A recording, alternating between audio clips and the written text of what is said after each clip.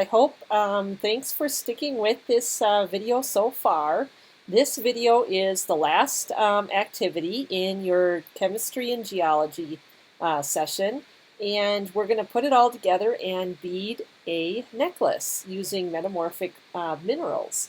And so this is the final activity for this portion of TACoS, and so I hope you had fun and enjoyed it and learned a lot and made some cool slime. So now go ahead and make a cool necklace. Hi, now we're going to start actually beading your necklace. Now don't worry if you're not really a necklace person, you can always just think about making this necklace for someone that you love. So to get started, here's the equipment that you'll need. This is the crimping tool. This bag has a clasp in it and 4 little crimping beads at least. You might have a few more, but you should have at least 4 little crimping beads. This bag has about 25 inches of wire that you'll string your beads on. And then finally, you have 2 bags of beads. Now we went through these in the video right before this, the video 4. And so if you need some help on what the beads are and how to identify them, refer to that video. We're going to stop it now and then we're going to arrange all the beads. So we will be back once the beads are arranged into piles. And then the final thing is use a towel or something because beads have a tendency to roll, and this will make it a lot easier on you. So let's get started. Okay. Well, now, in case you have your beads all sorted out left over from the video just before this, or if you took a few minutes to look back at video number 4 and arrange your beads, you should have them more or less like this. Just to quickly review, we have kind of the pink-brown, that's potassium feldspar beads. We have the triangular shaped gray beads, those are also feldspar. And then our third kind of plagioclase feldspar is round whitish gray beads. And then we have 6 clear beads. If they have a little bit of a blue tinge, they're moonstone. If they're perfectly clear, they're quartz. These 4 items are the original rocks or the non-metamorphic minerals. They are feldspar or quartz. And they show up in all 3 types of rocks: igneous, metamorphic, and sedimentary. Then over here we have the metamorphic minerals, those minerals that do form under metamorphic conditions. We have 11 garnets. Those are the red ones, and they're irregular shape. We have 11 andalusite. Those are kind of the flattened rounds. And that is a metamorphic mineral grading into kyanite, which are the perfectly round ones, and they're kind of bluish, reddish. And then we have 18 of these white chips, which are sillimanite, the high temperature metamorphic mineral. And then we have 7 sapphires, and that is our last metamorphic mineral. Now, to get started, go ahead and take your crimping tool out of the bag. You've got the metamorphic minerals out of the bag.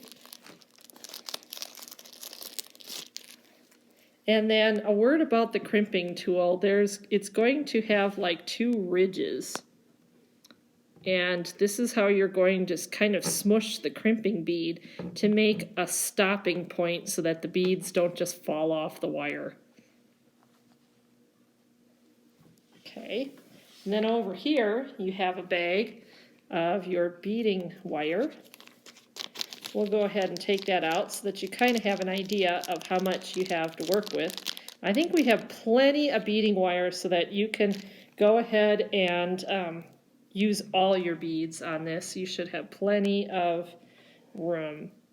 Set that out, and then finally you have your clasp and 4 crimping beads, and I'm going to put those out in their own little pile. And then, oops, there's a crimping bead in there. And then separate the clasp. This is called a toggle clasp, and it works like this. You're going to push the line through, and then it's going to hold back like that, and that keeps it closed. And then you have at least four crimping beads. I'm going to make those all in a pile. Okay, now the next thing you want to do is start the design. And so what we're going to do is take a few minutes and we're going to start designing the way we like. You can take some of the metamorphic minerals. You can gradually grade them from low to high metamorphism. You can intersperse them with the non-metamorphic minerals. It's kind of up to you to get a sense of, whatever looks good for you. So let's take a minute and when the video starts up again, we'll see what you've got. Okay, well, we took a few minutes and this is what we came up with. A design like this, looking at some contrasts, and then we added this as another possibility, and we might put that in the center. We're not sure yet how much room we'll have. And then these are the leftover beads. We gave you an uneven number of beads for the most part, and so there's going to be a lot of leftovers, and that's fine if you want to use that or not use them. They're just kind of extras if you need them. Now, to go ahead and get started, what you want to do is one end. So take two crimping beads, and let's go ahead and take the bar. Okay. Put one crimping bead onto one end of your beading wire. Then take the other one, put that, string that on there as well.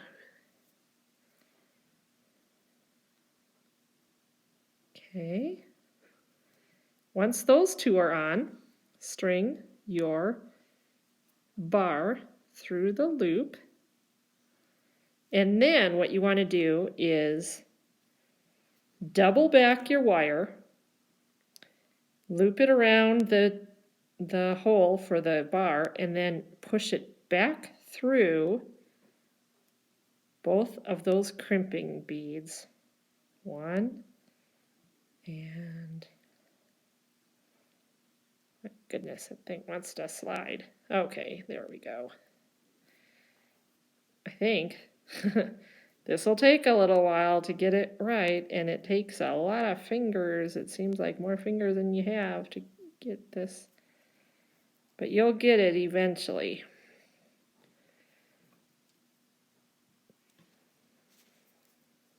And you might sometimes lose the whole thing. Okay, here we go. We are going to get this through here.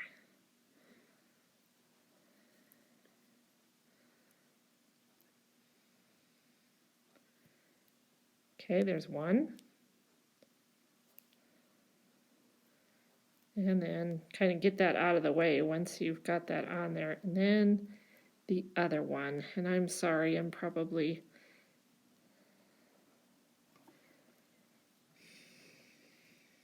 Okay. All right, we're going to do it one more time. It's not easy, and hopefully this kind of shows you that even though I've beaded probably 100 necklaces, it's not necessarily just like an instantaneous thing. Okay, I finally got it. When the wire has been doubled up and has gone through both, okay, do you kind of see this? It has gone through the loop of the bar once, and it's gone through these little crimper beads the first time, and then back down through. Then what you want to do is pull the crimping beads right up to the end of the bar. Okay, and then you're going to get your crimping tool, and you are going to lock those little buddies in place. So there are two edges on here. Use the first one, and then you'll turn it a little bit, and then use the second one to really smush down and lock that crimping. So center it over the first one, tighten, center over the second bead, tighten, then turn it a little bit, and use that second set. See how it's closer to the edge of the crimper, and smush it again.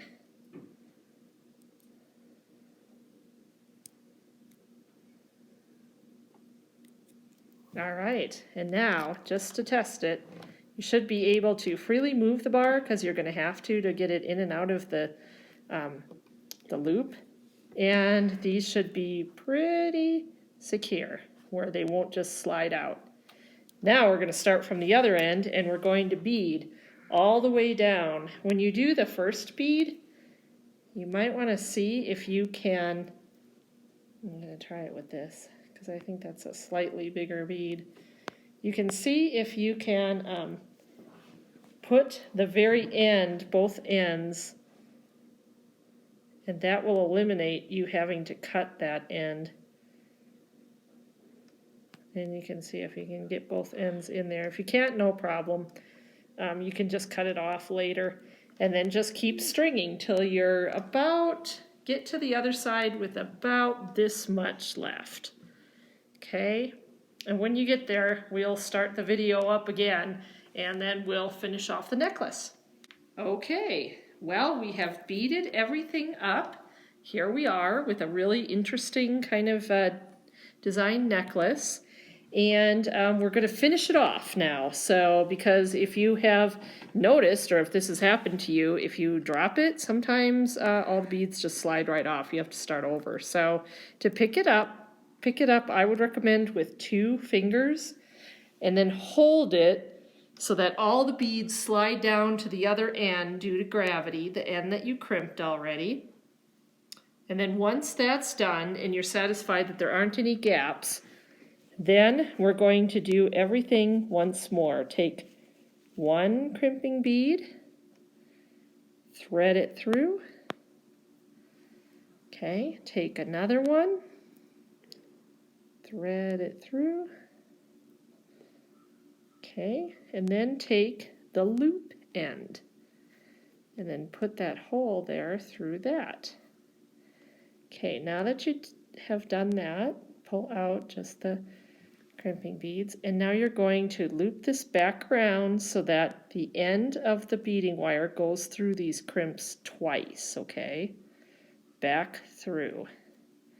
I've got it back through 1.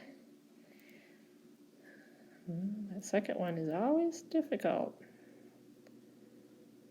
Okay, I think that's on. Let's check.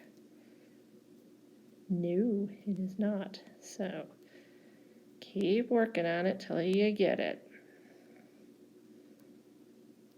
Okay, now I think.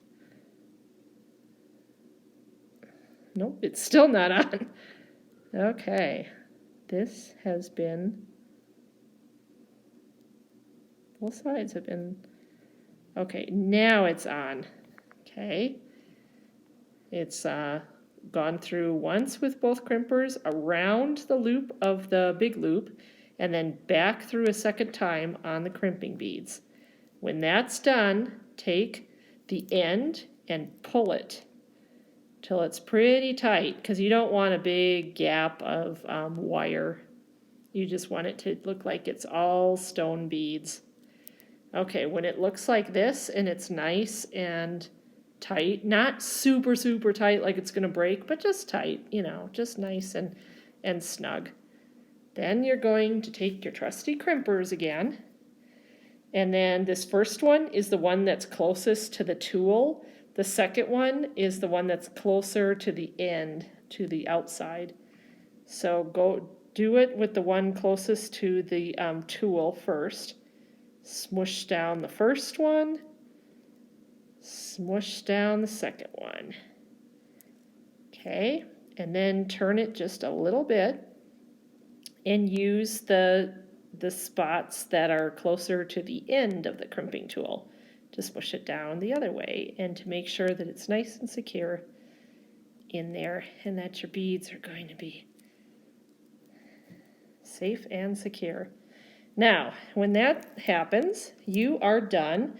You can trim these off using wire cutters if your parents have some wire cutters, or just even a really sharp scissors should do it. You might want to get an adult to help you cut off those ends. Okay, And so what we've done is we finished this off. We just used a regular pair of scissors to cut off the ends. You can always get an adult to help you if you don't feel like trimming those off yourself.